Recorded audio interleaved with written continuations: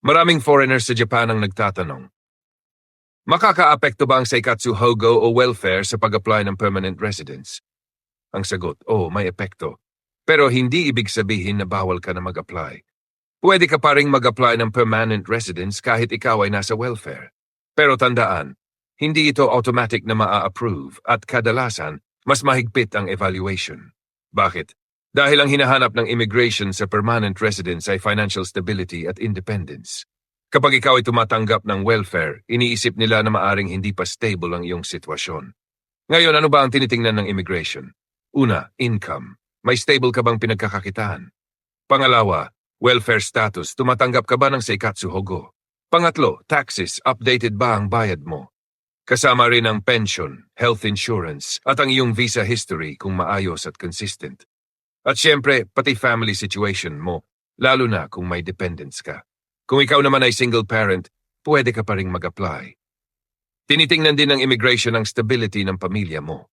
Pero kung welfare lang ang source of income, mas nagiging mahirap ang approval. Kung may hawak kang 5-year visa, magandang factor ito. Ibig sabihin, may tiwala na sa iyo ang Japan sa mas mahabang pananatili. Pero kung kasabay nito ay welfare, dadaan ka pa rin sa masusing pagsusuri.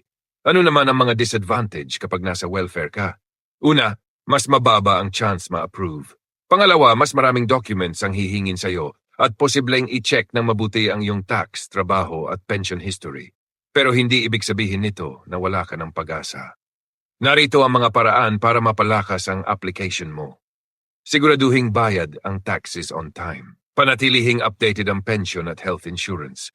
I-report agad ang anumang pagbabago sa income o trabaho. At kung posible, magpakita ng stable income bago mag-apply. Sa madaling salita, pwede ka pa ring mag-apply kahit nasa Seikatsu Hogo, pero mas challenging ang proseso. Hindi ito automatic na denial, pero kailangan mong patunayan na kaya mong maging stable sa Japan. Kahit mahirap ang sitwasyon ngayon, sa tamang paghahanda at maayos na records, may pagkakataon ka pa ring makamit ang permanent residence at mas secure na future sa Japan.